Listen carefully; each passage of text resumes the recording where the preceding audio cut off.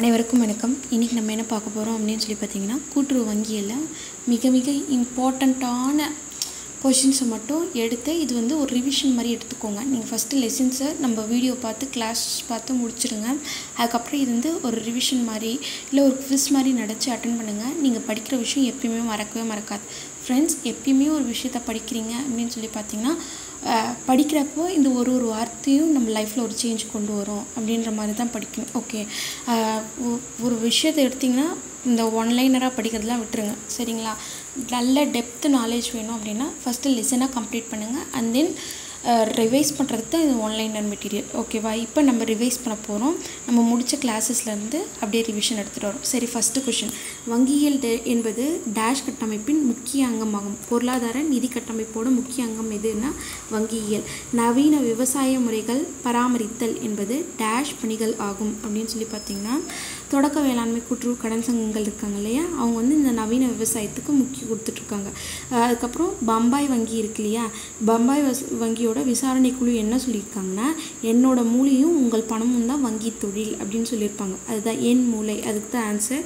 29 வங்கி பணிகள் எத்தனை பெரும் கூறுகளாக பிரிக்கலாம் அப்படின்னு பார்த்தீங்கன்னா, 2 பெரும் கூறுகளாக பிரிக்கலாம். அவங்களோட பணியை வந்து தலையாய பணி, துணை பணி அப்படின்ட்டு பிரிக்கலாம். Okay, next question, 30th question வந்து பார்த்திங்கன்னா, வங்கியில் விளக்கம் எந்த சட்டப்பிரிவு படி கொடுத்துருக்கு அப்படின்னு பார்த்தீங்கன்னா, ஃபைலடி. வங்கிகளோட வகைகள் எத்தனை வகை? 3 வகையாக பிரிப்பாங்க.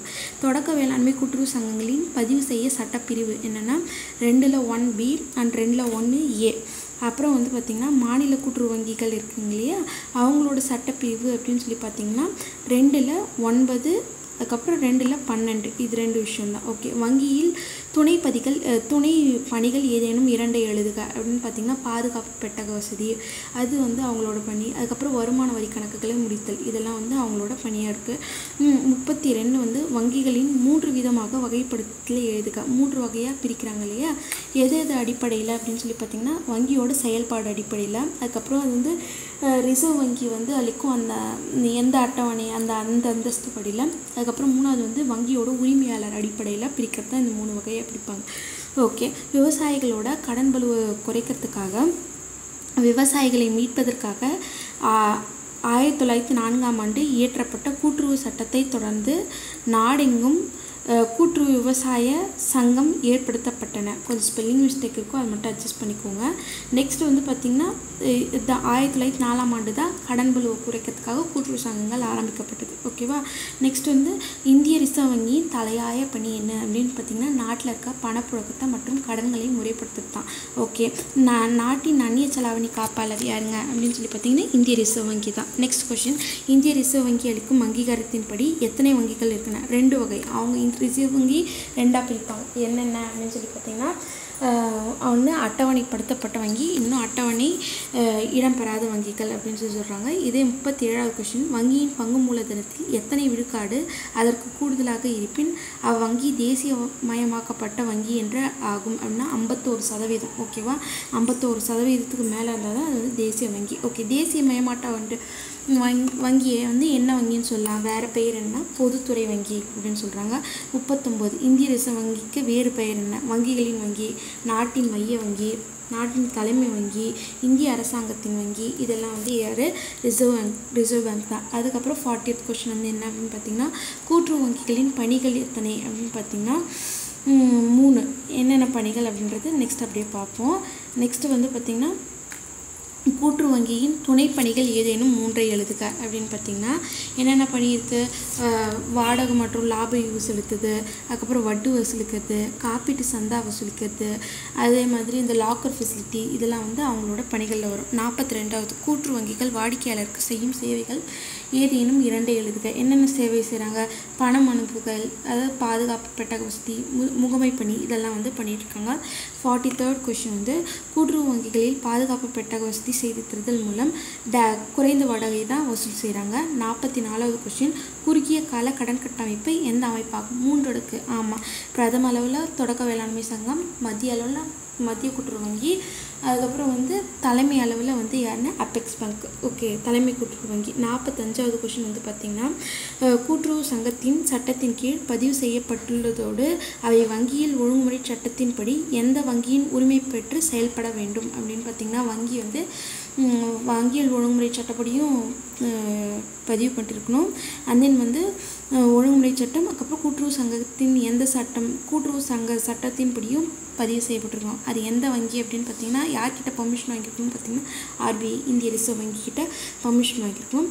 இது 46வது கொஷின். தொடக்க வேளாண்மை கூட்டுறவு சங்கங்கள் தங்களது பெயரில் வங்கின்ற வார்த்தையை யூஸ் பண்ணக்கூடாது. ஏன்னா அவங்க விதை, உரம், பூச்சிக்கொல்லி மருந்துகள் இந்த மாதிரி பொருட்களை வணிகம் செய்கிறாங்க. ஓகே, வணிகம் செய்கிறாங்க. இதெல்லாம் வந்து யார் கொடுக்குறாங்க அப்படின்னு பார்த்திங்கன்னா தொடக்க வேளாண்மை கூட்டுறவு சங்கங்களோட பணிகளாகும்.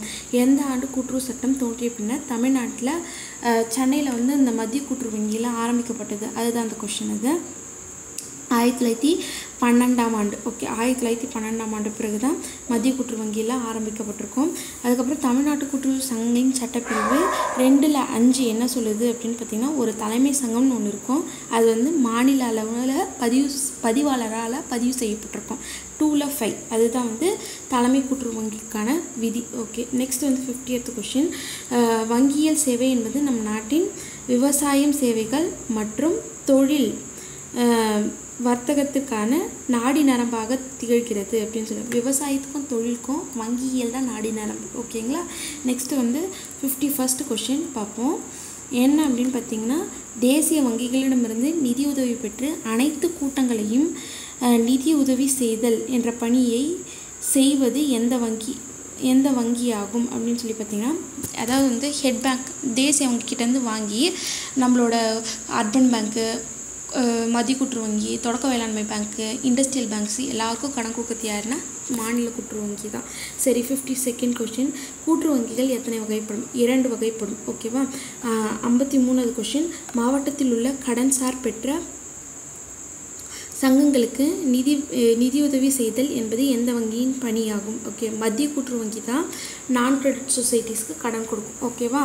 அதுக்கப்புறம் மாவட்டத்தில் இருக்கிறதுக்கு ஓகே கூட்டுறவு மாநாடுகள் மற்றும் கருத்தரங்குகள் நடத்துதல் என்பது எந்த வங்கியின் பணியாகும்? இதுவும் மாநாடு நடத்துறது அதெல்லாம் வந்து மாவட்ட மத்திய கூட்டுறவு வங்கியோட பணிகள் தான். அதுக்கப்புறம் 55th பார்த்திங்கன்னா விவசாய கருவிகள் மற்றும் இயந்திரங்கள் வாங்கி உறுப்பினர்களுக்கு வாடகை விடுதல் யாரோட பணி? தொடக்க வேளாண்மை கூட்டுறவு சங்கங்களோட பணி. ஓகே, புதிய கிளை நிறுவுதல் என்பது எந்த வங்கியோட பணி? மாநில கூட்டுறவு வங்கியோட பணி. நீண்ட கால கூட்டுறவு கடன் கட்டமைப்பு எந்த கடன் கட்டமைப்பாகும் அப்படின்னு சொல்லி பார்த்தீங்கன்னா 2 அடுக்கு தான். ஒன்று தொடக்க அளவில் இருக்கும், அதுக்கப்புறம் தலைமை அளவில் தான் இருக்கும். இதில் வந்து மத்திய அளவுலாம் கிடையாது. சரி, எந்த ஆண்டு பஞ்சாபில் ஜங் என்னும் இடத்துல முதல் நில அடமான வங்கி தொடங்கப்பட்டிருக்கும் அப்படின்னு பார்த்தீங்கன்னா 1920 தொடங்கப்பட்டிருக்கும்.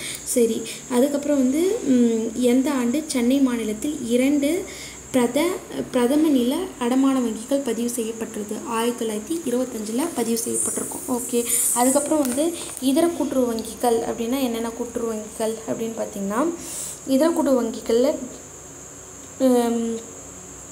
ஒரே நிமிஷம். கூட்டுறவு ஊரக வளர்ச்சிகள் எத்தனை பத்திரங்கள் வெளியிடுகின்றன மற்றும் அவை யாவை? 2 பத்திரங்கள் வெளியிடும். ஒன்று வந்து சாதாரண பத்திரம், இன்னொன்று வந்து சிறப்பு அபிவிருத்தி பத்திரம். ஓகே, இது வந்து நம்ம கொஷின் மாதிரி தான் படிக்கிறேன். நீங்கள் வந்து ஆன்சர் வந்து யோசிச்சு ஆன்சர் பண்ணுங்கள். இது வந்து நீங்கள் லெசன் படித்தா தான் உங்களால் இவ்வளோ ஸ்பீடாக ஆன்சர் பண்ண முடியும்.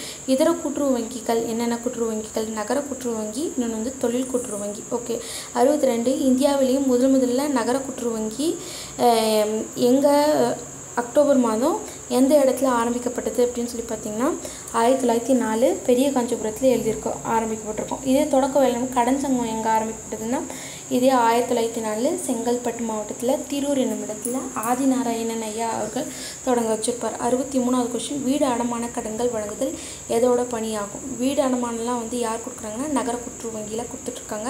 64வது கொஸ்டின் வந்து பார்த்திங்கன்னா தமிழ்நாடு தொழில் கூட்டுறவு வங்கி எந்த ஆண்டு ஆரம்பிக்கப்பட்டது? 1961. தொழில் கூடங்கள் மற்றும் அவற்றின் கட்டடங்களை ஆய்வு செய்தல் எதனோட பணியாகும்? தொழில் கூட்டுறவு வங்கியோட பணி தான் அந்த கட்டடத்தெல்லாம் ஆய்வு செய்கிறது. நெக்ஸ்ட்டு வந்து பார்த்திங்கன்னா வங்கியல் ஒழுங்குமுறை சட்டத்தின் பிரிவு 5 என்ன சொல்லுதுன்னா வங்கியல் பற்றி விளக்குகிறது. வங்கியல்னால் என்ன அப்படின்னு சொல்லிட்டு வங்கியல்னால் என்ன? முதல்ல பொதுமக்களிடம் வந்து வைப்புகளை திரட்டி அதை வந்து கடனாகவும் முதலீடாகவும் வழங்குறத வந்து வங்கியலோட தலையாய பணி. அதுக்கப்புறம் நெக்ஸ்ட் கொஸ்டின் வந்து பார்த்திங்கன்னா வங்கியல் ஒழுங்குமுறை சட்டம் பிரிவு 7 என்ன சொல்லுது அப்படின்னு சொல்லி பார்த்திங்கன்னா, வங்கி, வங்கியாளர், வங்கியியல் அப்படின்ற விஷயத்தை வந்து வங்கி அல்லாத நிறுவனம் வந்து யூஸ் பண்ணக்கூடாது. இதுதான் வந்து பிரிவு 7 சொல்லுது. ஓகே, வங்கிகள் எந்த சட்ட பிரிவின்படி பொருட்களை வாங்கி விற்கும் வர்த்தகத்தில் ஈடுபடக்கூடாது அப்படின்னு பார்த்திங்கன்னா பிரிவு 8. ஓகே, பிரிவு 8 படி அவங்க வந்து வர்த்தகத்தில் ஈடுபடவே கூடாது. ஓகேவா? அதுக்கப்புறம் 70வது கொஷின் அப்படின்னு பார்த்திங்கன்னா, தற்போது விதிமுறைகளின்படி டேஷ் அன்றுள்ளவாறு ஒவ்வொரு ஆண்டும் கணக்கு தயாரித்து தணிக்கை செய்யப்பட்டு வெளியிடப்பட வேண்டும் அப்படின்னு பார்த்திங்கன்னா, எந்த தேதியில் அப்படின்னா மார்ச் 31 தணிக்கையை செக் பண்ணி வெளியில் டேட்டா கொடுக்கணும். அதுக்கப்புறம் வந்து 71st கொஷின், எந்த சட்ட பிரிவின்படி தயாரிக்கப்பட்ட லாப நட்ட கணக்கு மற்றும் இருப்பு நிலை ஏடு ஆகிய கணக்குகள் தகுதி வாய்ந்த நபரால் தணிக்கை செய்யப்பட வேண்டும். பிரிவு 29 தான் தணிக்கை. ஓகேவா? அதுக்கப்புறம் வங்கியல் ஒழுங்குமுறை சட்டப்பிரிவு டேஷின் படி இந்திய ரிசர்வ் வங்கிகளை ஆய்வு செய்யும் அதிகாரம் அளிக்கப்படுகிறது அப்படின்னா, ரிசர்வ் வங்கி எந்த அதிகாரத்தின்படி ஆய்வு செய்கிறாங்கன்னா பிரிவு 35. ஓகே, அதுக்கப்புறம் நெக்ஸ்ட் கொஷின் 73வது கொஷின், ஒரு வைப்பீடு வங்கியில் வைக்கப்பட்டிருக்கு. வங்கிகளில் இட்டு வைக்கப்படும் வைப்பீடுகளுக்கு நியமனதாரரை நியமிக்கும் வசதி வங்கியில் ஒழுங்குமுறை சட்டப்பிரிவு டேஷின் படி வழிவகை செய்யப்பட்டுள்ளது. பிரிவு 45ZA. ஓகேவா? அதுக்கப்புறம் வாடிக்கையாளர்கள் தங்களது பொருட்களை வங்கியின் பொறுப்பில் பாதுகாப்பிற்கு கொடுத்து வைத்திருக்கும் நிலையில் அதற்கு வங்கியில் ஒழுங்குமுறை சட்டப்பிரிவு 45ZC. ஓகே, நியமனதாரரை நியமிக்க இயலும். நியமனதாரரை நியமிக்கணும்னா ZC. ஓகேவா? நெக்ஸ்ட்டு 75th வங்கியில் ZC அது வங்கியில் வைத்திருக்கும் பாதுகாப்பு, அதாவது வந்து பாதுகாப்பு பெட்டகம் போட்டு வசதி வைக்கிறோம் இல்லையா, அது வந்து எந்த சட்டப்பிரிவு அப்படின்னு சொல்லி பார்த்திங்கன்னா 45ZE வரும். ஓகேவா? அதுக்கப்புறம் வங்கியில் ஒழுங்குமுறை சட்டப்பிரிவு 47A 2 என்ன கொடுக்குது அப்படின்னு சொல்லி பார்த்திங்கன்னா, வங்கியை வந்து RBI வந்து அபராதம் விதித்தல் பற்றி கூறுறது. அதுக்கப்புறம் வங்கியில் ஒழுங்குமுறை சட்டப்பிரிவு பிரிவு 45 என்ன சொல்லுது அப்படின்னு பார்த்திங்கன்னா, என்ன அப்படின்னு பார்த்திங்கன்னா, வங்கிகள் வியாபாரத்தை தற்காலிகமாக நிறுத்தி வைக்கல். அந்த வங்கியில் ஏதோ பிரச்சனைனா அவங்களோட வியாபாரத்தை நிறுத்தி வைக்கலாம். அதே 78 அப்படின்னா, வங்கியில் உரிமை பெற்று செயல்படும் மாவட்ட மத்திய கூட்டுறவு வங்கிகள், நகர கூட்டுறவு வங்கிகள், மாநில கூட்டுறவு வங்கிகள், இவங்க எல்லாருமே அவங்கவுங்களுக்குன்னு ஒரு கடன் கொள்கையை வகுத்து கரெக்டாக மெயின்டைன் பண்ணணும். அதுதான் இந்த விஷயம். கடன் கொள்கை என்றால் என்ன அப்படின்ட்டு ஒரு கொஷின் கேட்டிருக்காங்க. ஓகேவா? கடன் கொள்கை என்ன, ஒரு வங்கி இருக்குன்னா அவங்க எந்தெந்த நோக்கத்திற்கு கடன் வாங்கலாம், எந்த அளவுக்கு கடன் வழங்கலாம் அப்படின்றத ஒரு ஆவணமாக பண்ணி வச்சுருப்பாங்க. அதுதான் கடன் கொள்கை அப்படின்றது. கடன் வழங்கும் கொள்கையானது யார் மூலம் வழிகாட்டுதல், அதாவது வந்து வங்கியோட துணை விதிகள், துணை விதிகள், கூட்டுறவு மற்றும் இதர சட்டங்கள், நபார்டு வங்கியோட விதிகள், இதெல்லாம் அடிப்படையாக வச்சுட்டு தான் இந்த கடன் வழங்கும் கொள்கை வந்து சிறப்பாக செயல்படுது. ஓகே, 81 என்ன அப்படின்னு பார்த்திங்கன்னா, அதாவது வந்து கடன் வழங்கி அவற்றின் மீது பெரும் டேஷ் கூட்டுறவு வங்கிகளின் வருமானத்தின் பெரும்பகுதியாக இருக்கிறது அப்படின்னு பார்த்திங்கன்னா வட்டி. ஓகே, அவற்றின் மேலே பெரும் வட்டி தான். வங்கியின் நிதி யாருடைய பணி தான்? மக்களோட பணி, பொதுமக்களோட பணம். கூட்டுறவு வங்கிகள் கேட்டவுடன் திருப்பி அளிக்கக்கூடிய வாய்ப்புகளை தான் நிறைய வச்சுருப்பாங்க. ஓகே, வாடிக்கையாளர்களுக்கு வங்கி கடைபிடிக்க வேண்டியது டேஷ் வைப்புகளை, அதாவது வந்து குறுகிய கால வைப்பீடுகளை மற்றும் நீண்ட கால வைப்பீடுகளை பயன்படுத்தக்கூடாது. அதாவது வந்து என்ன பண்ணணும் அப்படின்னா, ஒரு வங்கி வந்து இருக்குது, அந்த வங்கி வந்து என்னென்னா நிறைய வந்து பார்த்திங்கன்னா நீண்ட கால வைப்பீடாக வாங்கணும், குறுகிய கால வைப்பீடாக அவ்வளோ வாங்கக்கூடாது. அந்த விஷயம் தான் சொல்லியிருப்பாங்க. 85 அப்படின்னு பார்த்திங்கன்னா, ஒரு வங்கி தொடர்ந்து நல்ல முறையில் செயல்படணும் அப்படின்னா அதுக்கு லாப நோக்கம் அவசியம். ஏன்னா இப்போ வைப்புகள் மீது வட்டி, அதுக்கப்புறம் வந்து பணியாளர் சம்பளம், வாடகை, இதெல்லாம் வந்து இந்த காசில் வந்து கொடுக்கணும். லாப நோக்கம் இருந்தால் தான் இதெல்லாம் பண்ண முடியும். கூட்டுறவு வங்கிகள் முதலீடு செய்கின்ற கடன் பத்திரங்கள் யாவை அப்படின்னு சொல்லி பார்த்திங்கன்னா, அரசோட கடன் பத்திரங்கள், மத்திய மற்றும் மாநில அரசு உத்தரவாதம் அளித்த கடன் பத்திரங்கள். ஓகே, அதுக்கப்புறம் வந்து 87 வந்து என்னென்னா, ஒரு ஆங்கில பழமொழியின் கூற்று திணிக்கக்கூற்ற வங்கிகளில் செயல்பட வேண்டும் என்று கூறுகிறது அப்படின்னு பார்த்திங்கன்னா, அது என்ன ஆங்கில கூற்றுனா, எல்லா முட்டைகளிலும் ஒரே கூடையில் வைக்காதே, அதுதான். அதுக்கப்புறம் 88 கூட்டுறவு வங்கிகள் வழங்கும் படங்களை எத்தனை பேரும் பிரிவுகளாக, அதாவது வந்து கடன்களை, ஓகே, கடன்களை எத்தனை பெரும் பிரிவுகளாக பிரிக்கலாம் அப்படின்னு சொல்லி பார்த்தீங்கன்னா 2 பெரும் பிரிவாக பிரிக்கலாம். ஒன்று பிணைய கடன், இன்னொன்று வந்து பிணையமில்லா கடன். ஓகே, 89 வங்கியல் ஒழுங்குமுறை சட்ட பிரிவு ஈயின் படி பிணைய கடன் என்பதுன்னு என்ன அப்படின்னா, பிணைய கடன்னா நம்ம சொத்தோட சந்தை மதிப்பு இருக்கு இல்லையா, அதுக்கு வந்து அந்த அளவுக்கு குறையாமல், சந்தை மதிப்புக்கு குறையாமல் கடன் இருப்பது தான் வந்து பிணைய கடன் அப்படின்னு சொல்கிறது. கூட்டுறவு வங்கிகளில் நகை கடையில் குறைந்தபட்சம் மற்றும் அதிகபட்சம், குறைஞ்சபட்சம் 3000 ரூபாய், அதிகபட்சம் 20 லட்ச ரூபாய். இது புக்கில் கொடுத்துருக்கு. ஆனால் எக்ஸாக்டாக 30 லட்ச ரூபாய் வரையும் கொடுக்கலாம் அப்படின்ட்டு ஜிஓ பாஸ் பண்ணிட்டாங்க. ஓகே, நெக்ஸ்ட் வந்து புல்லட் நகை கடன் இருக்கு இல்லையா, அவங்க வந்து பார்த்திங்கன்னா குறைந்தபட்சம் 3000 ரூபாய், அதிகபட்சம் 2 லட்ச ரூபாய். தனிநபரோட அதிகபட்ச கடன் அளவு எவ்வளோங்க, 1 லட்ச ரூபாய் வரையும் கடன் கொடுப்பாங்க. நுகர்வோர் கடன், கன்சியூமர் ப்ராடக்ட் இருக்குல்லையா, கன்சியூமர், அவங்க வந்து கடன் வந்து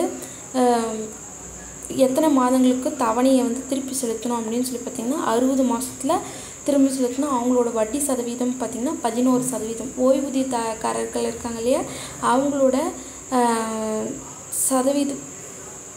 சதவீதம் அப்படின்னு சொல்லி பார்த்திங்கன்னா எத்தனை சதவீதம் அப்படின்னு, ஓய்வூதியதாரர்கள் கடன் அதிகபட்சம் எத்தனை மாதங்கள் உள்ள தவணை கடன் திருப்பி செலுத்த வேண்டும் அப்படின்னு சொல்லி பார்த்திங்கன்னா, திருப்பி செலுத்துகிற காலம் வந்து 60 மாதத்தில் செலுத்தணும். வட்டி சதவீதம் 11%. சரி, 95th கொஸ்டின், ஆயுள் காப்பீட்டு கழக பாலிசிகள் மீது கடன் வட்டி வீதம் எத்தனை திருப்பி செலுத்த வேண்டும் அப்படின்னு சொல்லி பார்த்திங்கன்னா 14% திரும்ப செலுத்தணும்.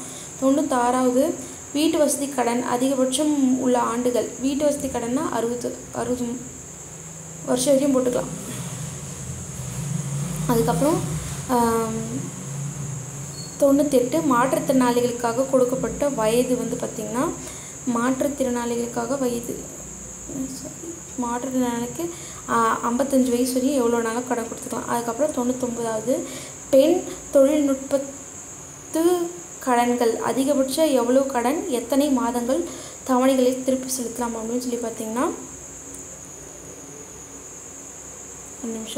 5 லட்ச ரூபாய் 60 மாதத்தில் வந்து திரும்ப செலுத்தலாம். அதுக்கப்புறம் வந்து பார்த்திங்கன்னா சிறு வணிகர்களுக்கு அதிகபட்சம் எத்தனை வாரங்கள் உள்ள தவணை கடன்கள் செலுத்த வேண்டும் அப்படின்னு சொல்லி பார்த்திங்கன்னா, சிறு வணிகர்களுக்கு வந்து 50,000 ரூபாய் கடன் கொடுக்கலாம். அதுக்கப்புறம் அது வந்து 50 வாரத்தில் திருப்பி கொடுத்துடணுங்க. அவ்வளோதான் ஃப்ரெண்ட்ஸ். இதில் வந்து ரொம்ப இம்பார்ட்டண்ட்டான கொஷின்ஸ் தான் கொடுத்துருப்போம். நீங்கள் அந்த லெசன் ஃபுல்லாக டீட்டெயில்டாக படித்தா தான் இந்த கொஷினுக்குலாம் ஆன்சர் பண்ண முடியும். கொஷின்றது வந்து இந்த லெவலில் தான் இருக்கும். நீங்கள் வந்து டிஆர்பி லெவலில் எப்போயுமே படிக்காதீங்க. உள்ளுவதெல்லாம் உயர்வுன்ற மாதிரி ஃபஸ்ட்டு வந்து எஸ்ஆர்பிக்கு ஃபோக்கஸ் பண்ணுங்கள். நம்ம கஷ்டமான எக்ஸாமுக்கு ப்ரிப்பேர் பண்ணால் மட்டும்தான் ஈஸியான எக்ஸாமை க்ராக் பண்ண முடியும். Okay, thank you.